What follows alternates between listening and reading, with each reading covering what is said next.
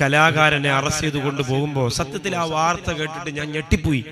കാരണം അയാൾ പലപ്പോഴും പറഞ്ഞത് സോഷ്യൽ മീഡിയയിൽ മുഴച്ചു നിന്നിരുന്നു, മക്കളെ നിങ്ങൾ കള്ളു കുടിക്കരുത്, നിങ്ങൾ ലഹരി ഉപയോഗിക്കരുത്, നിങ്ങളുടെ അമ്മയെ പൊന്നുപോലെ നോക്കണം, നിങ്ങളുടെ അച്ഛനെ പൊന്നുപോലെ നോക്കണം, നിങ്ങൾക്ക് അവരേ ഉള്ളൂ എന്നൊക്കെ പറയുന്ന മൂല്യമുള്ള വാക്കുകൾ പറഞ്ഞ ആള് ലഹരി ഉപയോഗിച്ചെന്ന് കേട്ടപ്പോൾ ഞെട്ടിപ്പോയി. പക്ഷെ ഒരു സമാധാനം ഉണ്ടായത്, ലോകത്തൊരു ലഹരി ഉപയോഗിച്ചവരും പറയാത്തൊരു വാക്ക് അദ്ദേഹം സ്റ്റേഷനിൽ നിന്ന് ഇറങ്ങി വന്നപ്പോ പറഞ്ഞു.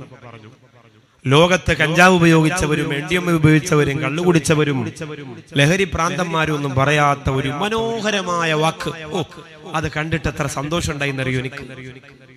എന്താണ് അദ്ദേഹം പറഞ്ഞത്? അനുജന്മാരോട്, എന്റെ അനുജത്തിമാരോട് പറയാണ്, ഈ ചേട്ടനോട് നിങ്ങൾ ക്ഷമിക്കണം. എന്തൊരു വാക്കാണത്, എന്തൊരു വാക്കാണത്! ഈ ചേട്ടനോട് നിങ്ങൾ ക്ഷമിക്കണം, ചേട്ടനിൽ നിന്ന് നന്നാവാൻ ശ്രമിക്കും. ചേട്ടന് സംഭവിച്ചു പോയി. ഒരു കുടിയൻ ഏത് മേഖലയിലാവട്ടെ, ഇന്നുവരെ ഏതെങ്കിലും ഒരു സിനിമാ നടൻ പറഞ്ഞിട്ടുണ്ടോ അങ്ങനെ ഒരു വാക്ക്? അയാൾ അങ്ങനെ പറഞ്ഞതുകൊണ്ട് 100% അയാൾ ഓക്കെ ആണെന്നൊന്നും എനിക്ക് അഭിപ്രായമില്ല. പക്ഷെ അങ്ങനെ പറയാൻ അയാൾക്ക് കഴിഞ്ഞല്ലോ. അടിത്തട്ടിൽ കിടക്കുന്ന ആർക്കും വേണ്ടാത്ത പാവങ്ങൾക്ക് ഒരു സന്തോഷമുള്ള വാക്കായിരുന്നു. അദ്ദേഹത്തിന്റെ ചില വരികളിൽ ഫലസ്തീനിൽ ചതച്ചരയ്ക്കപ്പെട്ട പാവങ്ങൾ പോലും ഉണ്ട് എന്നറിയുമ്പോ അത്ഭുതം തോന്നിപ്പോയി. എങ്ങനെയാണ് പിന്നെ വർഗീയ രാക്ഷസന്മാർക്ക് അദ്ദേഹത്തിനോട് വെറുപ്പ് വരാതിരിക്കുന്നത്?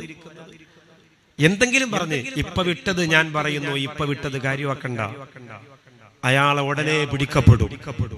എന്തെങ്കിലും ഒരു കുരുക്ക് ആ പാവപ്പെട്ടവന്റെ കഴുത്തിലേക്ക് എറിയാൻ രാക്ഷസന്മാര് കാത്തിരിക്കുന്നുണ്ട്.